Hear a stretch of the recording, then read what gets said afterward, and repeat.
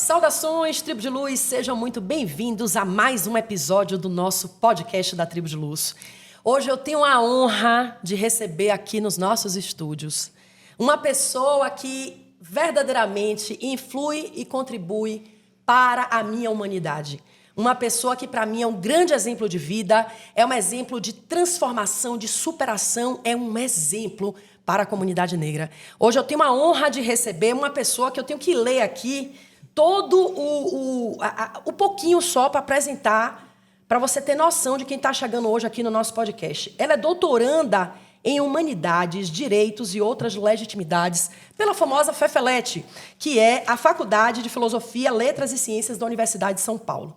Ela é mestra em Ciências na área de Humanidades, Direitos e Outras Legitimidades também pela USP. Ela é graduada em Direito pela Universidade do Grande ABC, especialista em Direito Civil e Processual Civil, com docência no ensino superior pelo ESA. Ela é pesquisadora do Núcleo de Apoio à Pesquisa NAP Brasil-África, pela USP-CNPq. Ela é presidente da Comissão de Direitos Humanos da OAB de São Caetano do Sul, diretora do Centro Cultural Maiegun Awo, e também ela é conselheira da Fundação Promemória de São Caetano. Recebam com muita honra, já dando um joinha nesse vídeo aqui, porque eu estou emocionada, eu quero que você sinta daí a emoção de receber aqui nos estúdios da TI Filmes, doutora Elizabeth da Silva Montesano. Seja muito bem-vinda. Obrigada. Muito honrada, honradíssima com a sua presença, doutora. A senhora para nós é uma inspiração, né? A senhora para nós é um exemplo não só para a comunidade negra, mas para nós brancos que precisamos aprender com essas trajetórias, né? E a senhora traz aí para nós um estudo, né, uma dissertação de mestrado muito potente sobre racismo religioso. Então, eu queria pedindo a bênção à senhora, né, que é Iamorô, das matrizes africanas. Eu quero agradecer imensamente, Lei Axé, Odé Loreci, né, que a senhora é Iamorô. Muito obrigada, sua bênção. Seja bem-vinda. Obrigada, Carol. Bom dia a todos, a todes. A honra é toda minha. É um prazer estar aqui com você, que também é uma pessoa iluminada. Eu me sinto muito à vontade com você, desde a primeira vez que nos conhecemos. E falar sobre as questões da religião é uma bandeira, né? Eu gosto de dizer que eu não sou ativista, que eu acho que ser ativista é um pouco mais. Eu sou uma pessoa que levanta a bandeira quando necessário em determinadas causas. E uma delas é a questão da religião, as religiões de matriz africana. E quando a gente fala das religiões de matrizes africanas, a gente não fala só de candomblé, né? Porque quem sofre o racismo religioso não é só o candomblé. A Umbanda, a Quimbanda e tantas outras nesse Brasil, que tem outras denominações e outros segmentos religiosos, mas também são perseguidos e maltratados e perseguidos de uma violência, né, tremenda. E é isso aí. Gratidão, muito honrada com vossa presença aqui. Doutora Elizabeth, veja bem, a gente fala muito, as pessoas falam por aí, em intolerância religiosa. E eu queria que a senhora trouxesse um pouco essa má compreensão do termo, né? Seria, de fato, intolerância religiosa? O que a senhora concluiu aí com a sua pesquisa? Bom, quando eu comecei a escrever, em 2020, eu também tratava de práticas de intolerâncias, né? Porque me parecia de fora que era isso. E aí a gente veio a pandemia e os casos de racismo começaram a aumentar, perseguições, destruições em casas de axé. E com a minha pesquisa eu fui vendo que não é uma intolerância. Porque ser intolerante é uma coisa muito básica, muito simples, né? É muito mais que isso. A intenção é extinguir os terreiros, né? Tirar essas pessoas do mundo, muitas vezes, porque a violência é tanta. Eles tomam o território, eles destroem, eles queimam todas as imagens, os fundamentos, eles expulsam os líderes religiosos de suas residências, eles tomam medidas para terminar com aquilo. Então, você não pode mais permanecer naquele local, na sua casa, que você está lá há 40 anos, 60 anos, já recebeu, herdou da avó, herdou da mãe. Não pode, tem que ir embora. Porque você não pode ser desta religião. Então, isso não é intolerância, isso é racismo. É extermínio, né, doutora? É extermínio. A tentativa é essa aí, de exterminar porque você é do mal, né? Eu não sei de onde tiram essas loucuras, né? Mas quando a gente se aprofunda um pouco, você percebe que existem várias outras vertentes que potencializam as questões de violência, né? Como não respeitar a religião do outro, disseminar ódio, né? E, às vezes, a gente abre o celular e você vê uma mensagem, um texto lá, tipo assim, macumbeiro, alguma coisa. As pessoas dão risada. Tão inocente. Não é inocente. Por trás daquilo existe toda uma política de extermínio dessa população, né? Que é minoria, sim. Porque o último censo também demonstra, embora a religião cresceu bastante, o número de adeptos no Brasil, mas ainda nem... os cristãos são um número muito maior, né? Sim. E isso parte de dentro das lideranças de outras religiões, de que isso é errado, que essa religião é errada, que isso não é uma religião, né? Até isso é mencionado. Não é uma religião, é uma prática. Não é religião. Então, e aí quando a gente pensa em prática discriminatória, né, na verdade as pessoas têm dificuldade de entender. A gente fala assim, vamos falar o beabá, doutora. O beabá. Então, uma pessoa que não é do axé chamar outra de macumbeira, isso é discriminação? É. Isso é discriminação. Porque quando ela fala a palavra macumbeira, se eu falar assim para você, Carol, você é macumbeira. Aí você vai falar assim, sou, porque a macumba, o significado, você sabe o significado da palavra macumba. Claro. Eu não estou te ofendendo, porque eu sei que você sabe. Sim. Quando eu falo eu não sou da religião, eu tenho na minha cabeça que a palavra macumba é algo pejorativo, e eu falo para você, você é uma macumbeira. Eu estou te ofendendo. Por quê? Porque eu estou querendo dizer, através da palavra macumbeira, que você é uma pessoa odiosa, que você é horrível, que você é feia, que você é fedida, que você é preta. E a maioria das vezes é. Porque as lideranças, principalmente no Rio de Janeiro, no Nordeste do Brasil, são de mulheres pretas. Sim. E elas são obrigadas a sair da sua casa, elas são obrigadas a largar o seu terreiro, o seu território, porque senão, sob risco de morte. Elas vão, se elas permanecerem, elas morrem. Então é algo muito maior do que eu falar assim, sou macumbeira. Não é isso. Estou falando assim, sua macumbeira, você vai embora, porque eu te odeio, porque você tem que morrer. Porque isso não é religião, isso é coisa do demônio. Então, e esse ódio, doutora, a gente pode pensar que vem de onde, né? Isso é uma política, como eu estou falando, né? Ela vem sendo trabalhada já há alguns anos e ganhou força nos últimos 5 anos. A gente percebe isso se você começar a perceber os discursos políticos. Tem político que faz questão. Olha, gente, eu vou falar uma coisa. Prestem atenção no horário político. Há alguns candidatos, eles se posicionam assim.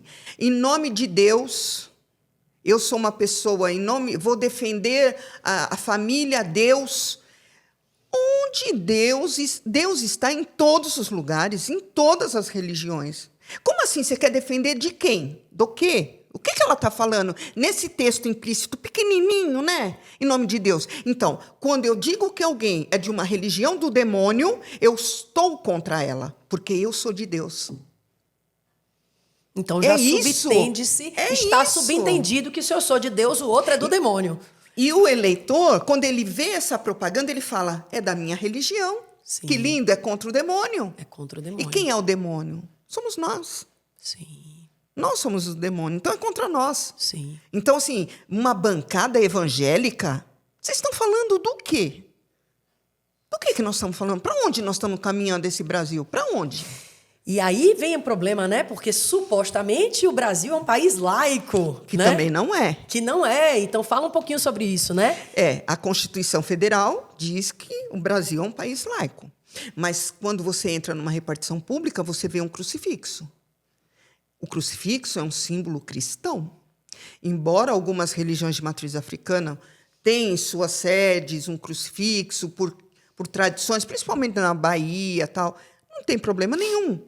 Só que esse universo religioso, ele é muito complexo. Sim. O fato da pessoa ter um crucifixo na casa dela, num terreiro de Umbanda ou num terreiro de Candomblé, não significa que ela é cristã. Sim.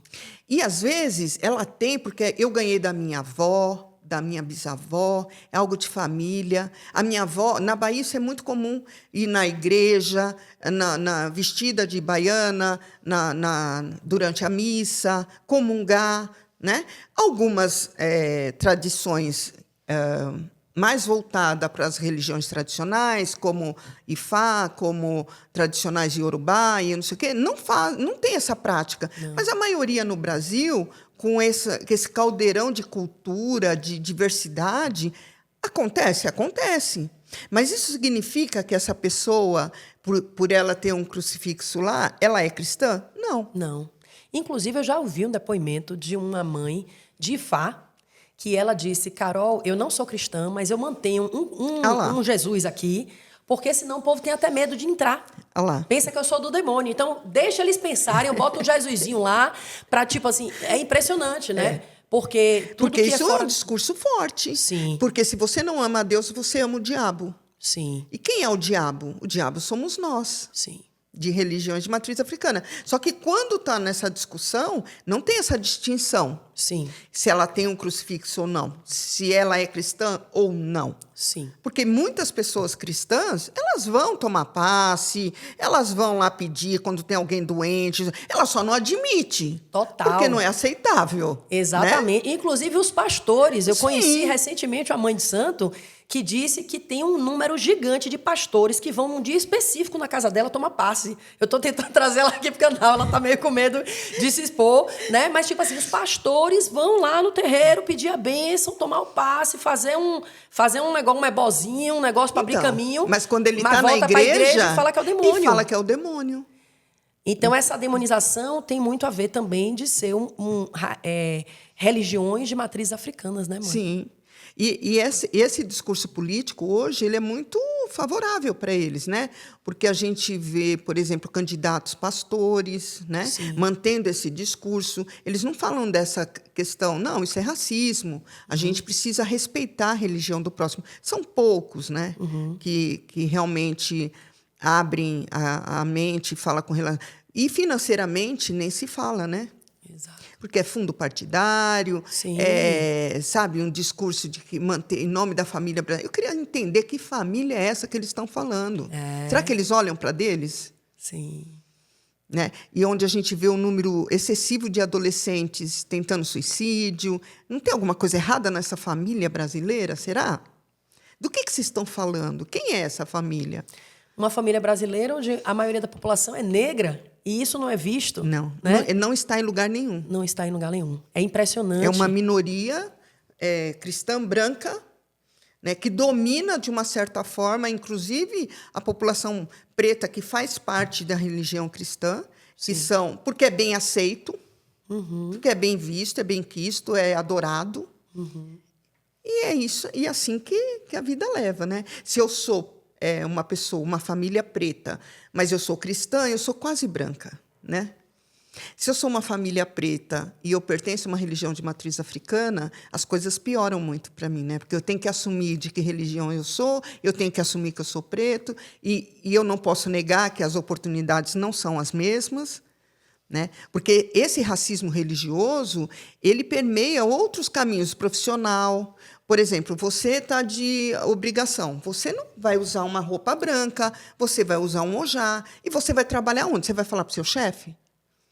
Seus filhos vão para a escola iniciados e não podem usar uniforme. Durante uns 21 dias, ou 30 dias, ou 90 dias, ele vai usar roupa branca. E a escola, todos os dias, pergunta, por que você está vestido assim? Como assim, por quê? Desde o primeiro dia eu falei que eu estou de obrigação, que eu não posso usar roupa colorida, que eu tenho que usar branco, que eu tenho que usar um lenço, um boné, uma touca. Por que não? Então, quando a gente fala que esse Brasil é laico, ele é laico só no papel. Nas práticas, isso a gente não vê. A senhora citou uma coisa importante, as crianças na escola, né? A gente tem casos de mães que perderam a guarda dos filhos por causa de ritual religioso, não é isso? Sim, e Como muitos. é que isso se dá? Como é que isso se dá? Geralmente, casais separados, né? Ou mesmo quando não são separados, a avó não aceita, é cristã, outra religião, e aí os pais resolvem fazer a iniciação da criança. Eles vão até o Ministério Público, fazem uma denúncia de maus tratos, porque eu não sei se todos sabem, mas nas religiões no candomblé, a iniciação tem que raspar a cabeça. Sim. E aí eles falam que é uma violência, e o juiz não sabe, não entende, porque é outra pessoa que também não é de religião de matriz africana, não sabe o que é ser preto, não sabe o que é comunidade, não sabe o que é candomblé, nem muito menos umbanda, nada, não sabe nada.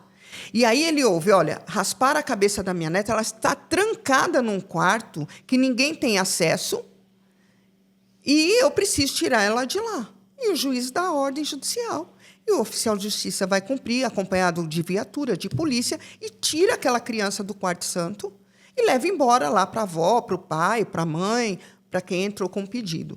E aí o processo continua. Então, lá na frente, que o juiz vem descobrir que não é assim, que não é verdade. Mas já foi, a violência já foi. Já aconteceu. Já imagino. aconteceu. Em todos os níveis, né? Além do físico, de tirar a criança dali, o psicológico, quer dizer, Sim. é uma marca profunda, né? Eu tenho observado, eu tenho um templo de Umbanda, né? A senhora sabe.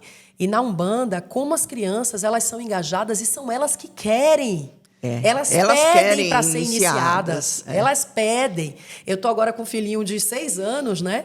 De santo, e ele diz assim, por favor, peça seu Tupinambá, eu quero fazer a deitada de Oxalá, sabe assim? E às vezes ele é muito pequeno, sabe assim? Mas eu quero, mas por que você quer? Porque eu quero deitar para Oxalá, né? Então, quer dizer, aí muitas pessoas têm uma visão equivocada que acha que os pais forçam as crianças. Não, é naturalmente. Naturalmente, né? A pessoa entende ali, as crianças nascem vendo com naturalidade aquele processo, né, religioso e querem fazer parte daquilo, né? Querem pertencer a isso.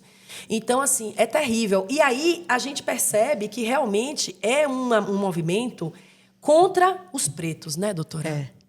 É contra os pretos. Quando a gente começa a se aprofundar, a gente percebe que a maioria das casas atacadas são lideradas por mulheres pretas. Então, até na minha tese, eu falo que é tanto ódio, é um triplo ódio, levado ao cubo, né? O racismo é levado ao cubo, porque são mulheres, porque são pretas e porque são de religião de matriz africana. Então, dificilmente você vai ver uma casa de um pai de santo, um líder religioso branco, sendo destruída. Que triste, né? É muito triste. Sendo atacada, sendo aviltada. É uma violência, assim, as fotos, os relatos. E o pior também é uma questão, o que o Poder Judiciário, o que a Justiça faz, né? Que é o que o pessoal me pergunta. Sim. Quando uma casa... A pessoa vai até a delegacia fazer um boletim de ocorrência porque ela sofreu violência.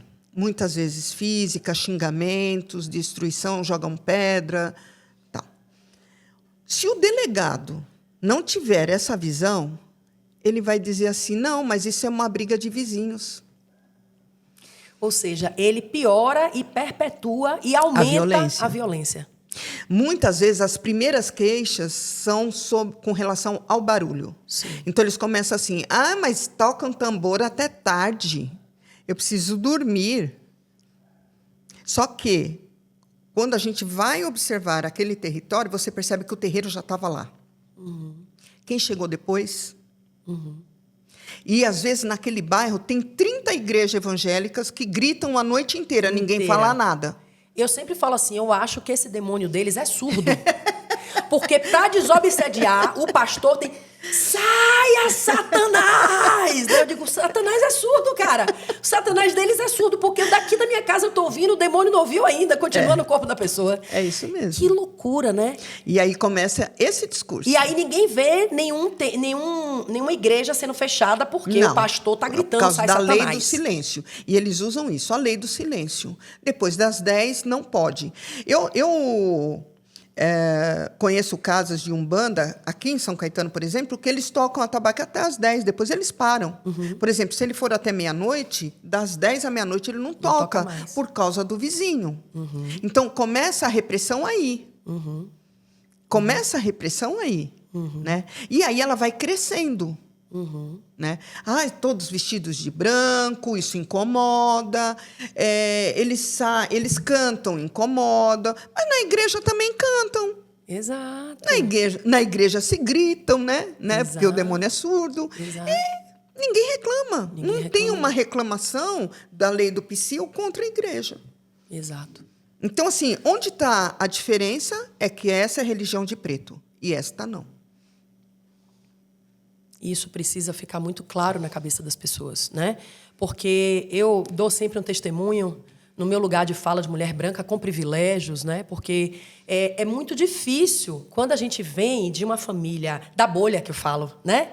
Eu venho de uma família de classe média. Eu passei muitas dificuldades na minha infância, que meu pai separou de minha mãe, mas quer queira, quer não, a gente vem estruturalmente naquele patriarcado coronelista, né? Que, por exemplo, na casa da minha avó, entrada de serviço, a empregada precisava entrar pela entrada de serviço. Não podia entrar pela porta da frente. E ela só comia depois que todo mundo comesse o que sobrava do almoço, né? Então, você cresce vendo esse comportamento e você acha que esse comportamento é normal.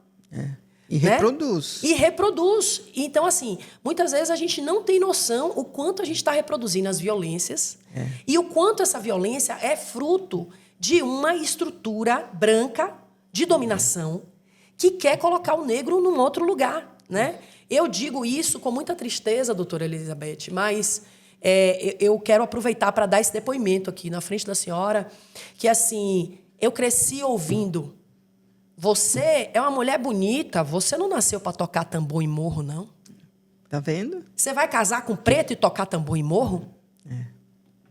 Infelizmente, graças a Deus, os meus pais evoluíram na reflexão, né? Depois o meu pai até casou com uma negra, só para pagar a língua, né? E hoje se tornaram antirracistas, mas assim, há 45 anos atrás, eu nasci ouvindo isso, né? E aí agora, como é que você muda isso, né? Aí agora, indo para a senhora é uma mulher negra, linda por sinal, muito bonita, eu admiro demais ela, porque... Como é que a gente lida com esse lugar de poder que é difícil acessar?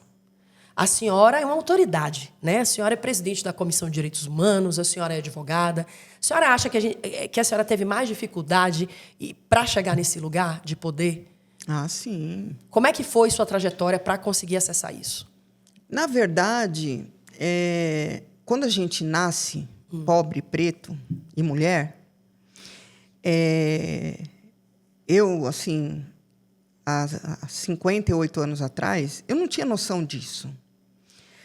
E eu ouvia coisas na minha família, assim, não só na minha família, mas assim, o primeiro impacto que você tem é quando você vai para a escola, no primeiro ano.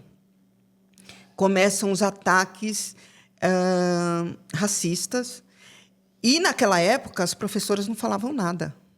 Elas eram permissivas, né? Se calavam, fingiam que não viam.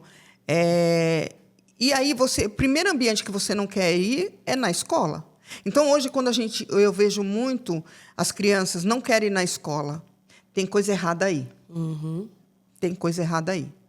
Mas eu fui me descobrir que eu era preta, eu já tinha uns 20 e poucos anos. Meu Deus. Porque você não quer ser preto.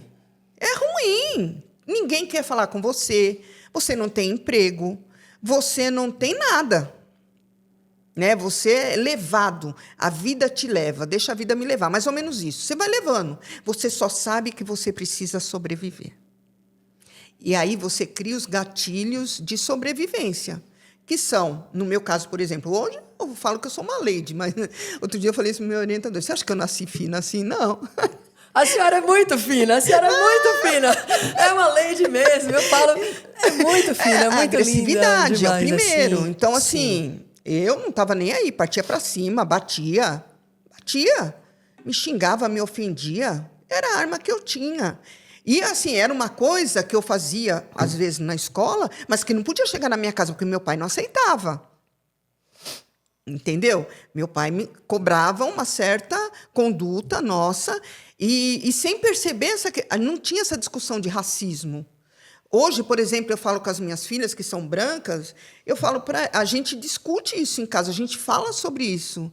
Né? Elas falam dos amigos que são atacados na escola, de preconceitos com relação à religião, porque todas são iniciadas também. Então, assim, a gente fala disso dentro de casa. Quando eu era criança, não tinha isso. A gente vivia um mundo muito fechado entre nós. Eu acho que era até uma proteção da família para não ser atacada. Uhum. Né? Por exemplo, a minha avó sempre gostou de umbanda, de candomblé, não sei o quê, mas a gente não frequentava lugar nenhum. Deus me livre, era escondido. Não fala nisso, né? Eu não me lembro fala quando tinha a festa a madrinha do meu irmão era mãe de santo de um terreiro de candomblé, aqui na Palmares. E a gente, quando tinha a festa de Cosme e Damião, a gente ia escondido. Ninguém sabia que a gente ia na festa de Cosme e Damião. E a gente adorava. Né? Então, você percebe que isso vai... E aí, quando você entra... A primeira dificuldade é a escola. Aí você vai levando, porque não tem opção. E meu pai não permitia a gente faltar de jeito nenhum, tinha que ir para a escola. E depois, mais na frente, por exemplo, quando eu fui para o primeiro colegial, eu me deparei de novo com esse problema. Porque só éramos em 3 mulheres pretas na escola inteira. E a gente era discriminado. Era trabalho em grupo, a gente não fazia parte de grupo. Ninguém queria fazer grupo. Nossa. Ninguém falava com a gente. Na hora do intervalo, ficava nós 3 juntas. Eu me lembro disso no primeiro colegial. E eu falei, eu não quero ficar nessa escola. Eu não quero. E eu, quando eu fiz 18 anos, eu fui lá e transferi para outra escola.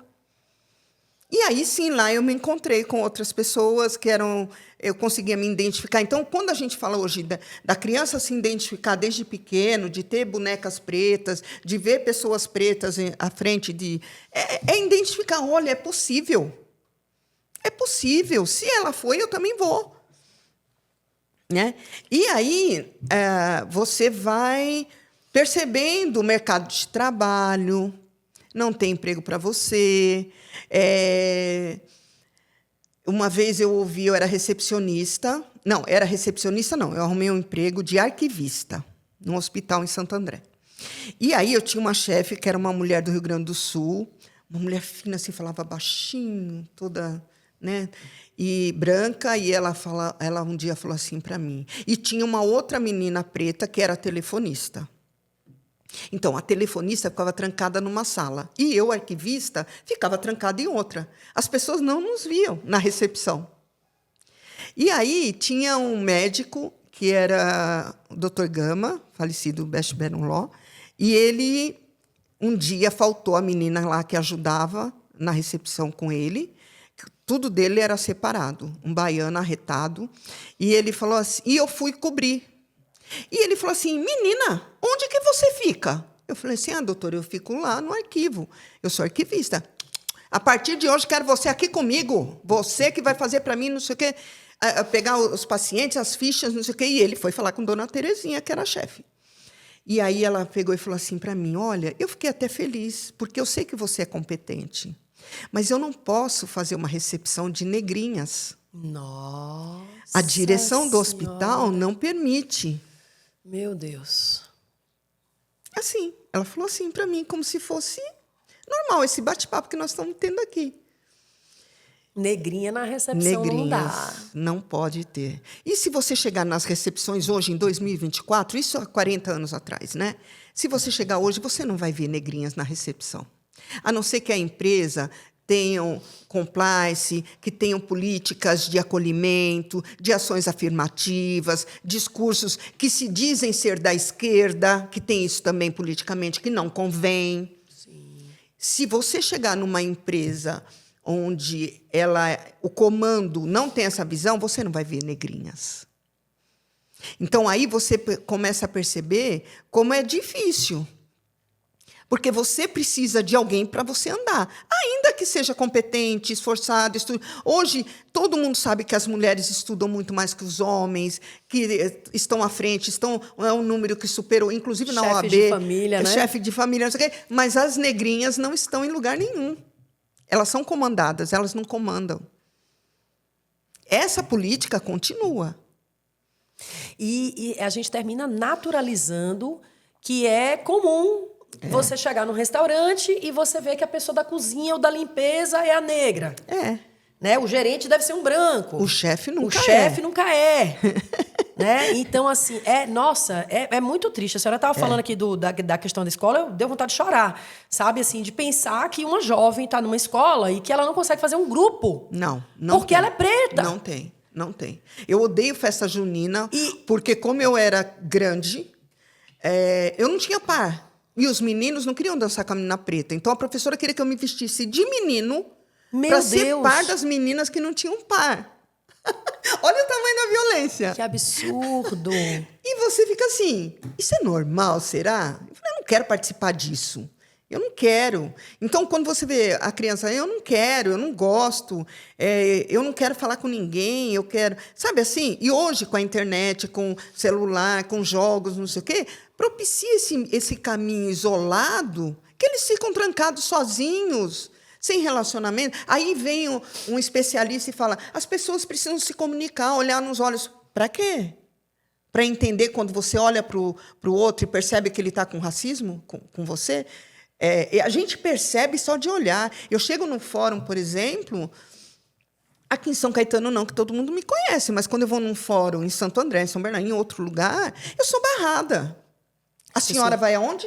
Quem é a senhora? Sabe, eu já vi a segurança falando, quem é essa mulher? Quem é essa mulher? Mas quem Onde que que ela pensa que vai? Quem que é essa mulher? Meu Deus. Sabe? A senhora...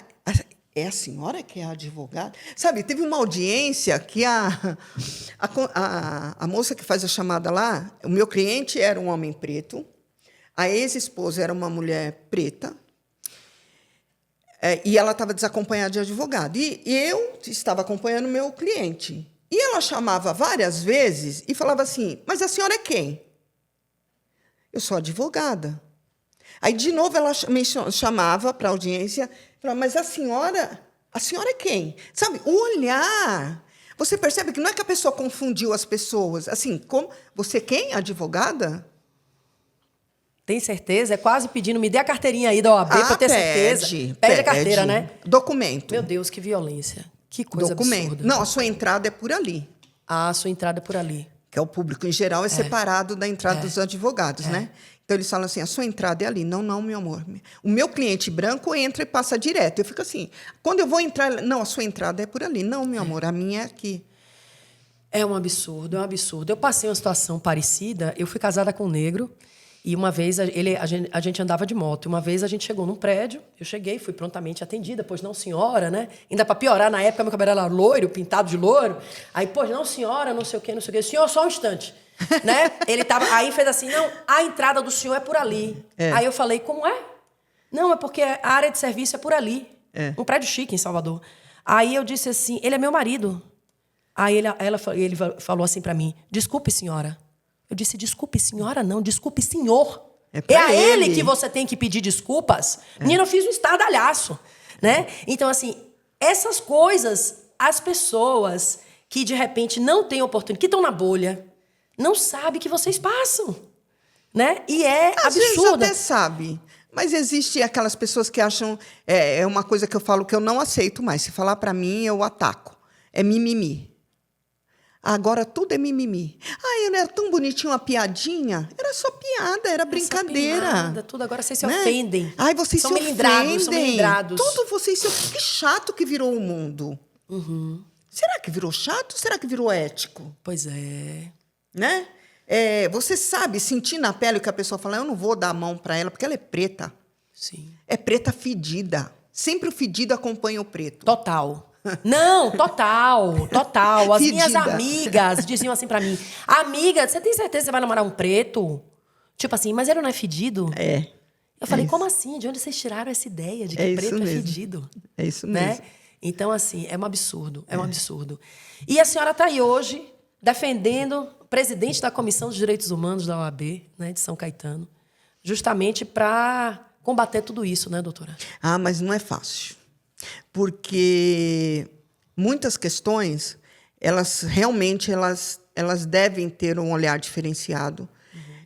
Mas essa infiltração política é nojenta. Eles se brindam e usam pessoas em vulnerabilidade para atingir objetivos políticos. Muitas vezes me ligam, porque a criança sofreu racismo na escola, porque diz que o prefeito vai fechar um terreiro não sei aonde. Porque... Aí, quando eu vou ver, a história não é bem assim. Né? Sofreu isso? Às vezes até sofreu. Primeira coisa que eu faço, gente, isso é crime. Tem que ir para a delegacia fazer BO. Esse é o caminho. Não adianta você ir na mídia, né? Mas eu quero... Mudar o quê? Tem que registrar boletim, né? Você até pode ir na mídia. Você até pode. Depois, as providências primárias não são essas. E aí, quando você vê quem está ajudando, é candidato. Tem uma pessoa aí, eu não sei, não vi o nome direito. Eu estava fazendo almoço e ouvindo, que eu fico ouvindo uma TV que tem na minha cozinha. E ele falou assim, sou advogado de todos os terreiros de São Paulo.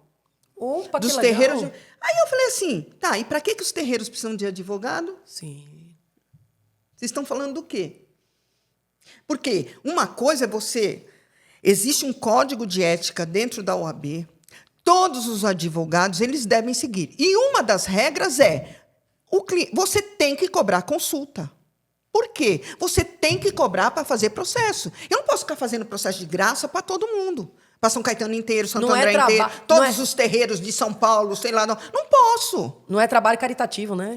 Quer fazer caritativo, Até porque quem paga os meus boletos? Exato. E as minhas contas? Eu vou ficar, nasci pobre e vou morrer pobre? Porque quando vai pagar, paga para o branco? Sabe, é de uma falta de inteligência. Uma coisa é você fazer uma orientação urgente, uma família que não pode... A gente pode fazer pro bono. Eu posso fazer. Não, esse eu não vou cobrar. Mas eu escolho. Claro. Eu escolho. Entendeu? Agora, o que eu não posso é abrir uma assistencial da OAB, uma extensão. Ficar atendendo. Fulano está preso. A Defensoria Pública está aí para isso. Quando ele vai para a audiência, ele já tem um advogado nomeado pela Defensoria, que recebe pela Defensoria. Eu não posso ficar tirando o pão dos outros advogados pretos que estão começando agora. Então, às vezes, as pessoas... mas a senhora cobra? Cobro. Opa! Claro. E esses anos todos de estudo, vocês acham que eu tirei de onde? Eu abri uma caixa mágica e coloquei na minha cabeça? Não. E alguém ia pedir, de repente, de graça para o branco? Pro branco? Não. Eu como acho se que a senhora falta tivesse isso. Obrigação de dar uma forcinha para o povo preto. Mas é racismo. Sim. Mas é candomblé. E daí? E a minha conta? Quem que paga? A senhora falou uma coisa importante, que é o preto também saber se valorizar, né? E valorizar os seus anos de estudo. A maioria não cobram. E eles falam, mas você cobra isso? Cobro. Claro. Cobro. Estudei para isso. Mas não é caro? Não é caro. Sabe por que não é caro? A resposta que eu dou é a seguinte. Hoje, todo mundo anda com um tênis importado, um boné de R$400, um iPhone custa R$15 mil. Exato. E aí você vê, os filhos têm iPhone. Mas eu comprei no cartão. Então, pague seus honorários no cartão. Pode dividir no cartão. Pode dividir no cartão. Eu mando o cartão. link. É isso aí. É isso aí. Mas tem que pagar. Porque eu também preciso de dinheiro. Claro. Né? E as pessoas não fazem essa distinção. Acham que, mas uma coisa é quando eu me envolvo em questões que são importantes à minha presença, eu não cobro. Eu preciso falar disso, daquilo, é importante, eu não cobro. Mas, se for processo, eu cobro. Claro. Eu cobro porque eu vivo disso. Né? Certíssimo. E, assim, você tem defensoria pública, tem outros caminhos, tem a OAB assistência, quando a pessoa tem que cumprir a regra, ela não pode ter o salário, a renda familiar não pode ultrapassar 3 salários mínimos. Não sei. São pessoas que são assistidas, que realmente não têm condição de pagar um advogado. Nem eu, nem ninguém. Exato. Agora, o que não dá é a pessoa anda com um carro de R$200 mil, Mas não tem dinheiro para pagar um mas honorário. não tem dinheiro para pagar uma consulta. Você vai no médico, eu quero ir com o doutor, sei lá quem. Você paga ou não paga? Se não, você vai no SUS. E no SUS assim. ninguém quer ir também, né? Agora, então, em termos práticos, a gente pensando nessa consulta, o que uma pessoa que sofre racismo religioso, ela deve fazer, então? Qual que é o procedimento que ela deve fazer? Primeira coisa, fazer um boletim de ocorrência. Certo. Pode ser online? Ou tem que ser presencial? Pode ser online? Hoje pode. Depois da pandemia, o sistema que eles criaram de boletim de ocorrência online, e depois eles te ligam, entram em contato, e para você ir lá, retificar se houver, levar provas, não sei o que vai começar a investigação. Certo. O primeiro caminho é esse, que você nem precisa de um advogado em tese. Qual que é o problema que eu reforço, que é importante?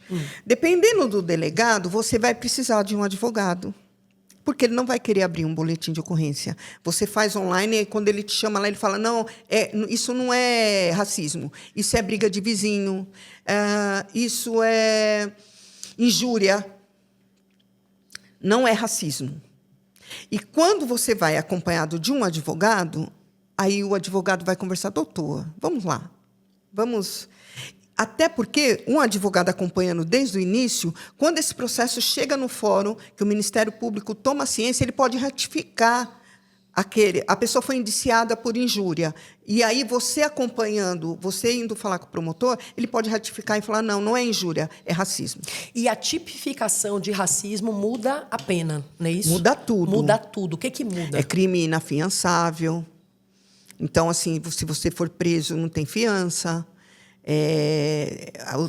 A pena, né, não é menor, é maior. Não depende de representação. São outros procedimentos. O Ministério Público toma para si aquele processo e ele dá andamento no processo criminal. Todo processo criminal, no final dele, com a condenação do réu, a vítima tem direito à indenização no cível. Uma reparação por danos morais, danos materiais, se houve danos materiais, que nem destruiu a casa, queimou o terreiro. Não tem preço, a gente sabe disso, que não tem como recompor. Não tem preço para o axé. Então, a indenização é o mínimo. Mas o que eu levantei é que poucos processos vão para frente, por causa dessas barreiras, né? A questão número 1... faz um BO e não dá sequência, às vezes. O delegado indicia por injúria e tem que representar, a pessoa nem sabe disso, ela tem 6 meses para fazer representação, aí ela já não perde volta o prazo. mais, ela perde o prazo. Então, assim, precisa de uma orientação jurídica, de todo jeito. Mas, a princípio, inclusive, quando tem a agressão, é interessante ir para a delegacia fazer o BO, porque vai fazer exame de corpo e delito, porque depois não dá mais para fazer essa prova. Né? As fotos, o perito vai lá, ver o que destruiu, fazer as provas do processo, rechear esse processo. Se eu perco esse momento, depois eu não consigo fazer essas provas mais.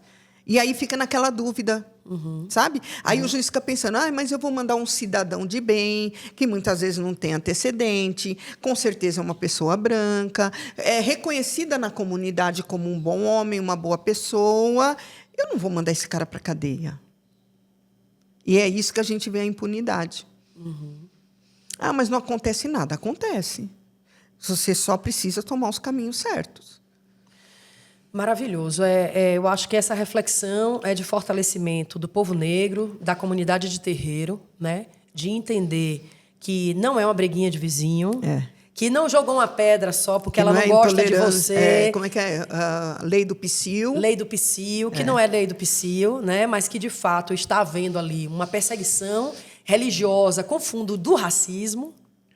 e a todas essas práticas. Então, eu acho que para a gente reforçar que, infelizmente, a gente já está quase chegando ao final, né? Eu queria passar o dia inteiro aqui com a senhora, porque é muito conhecimento.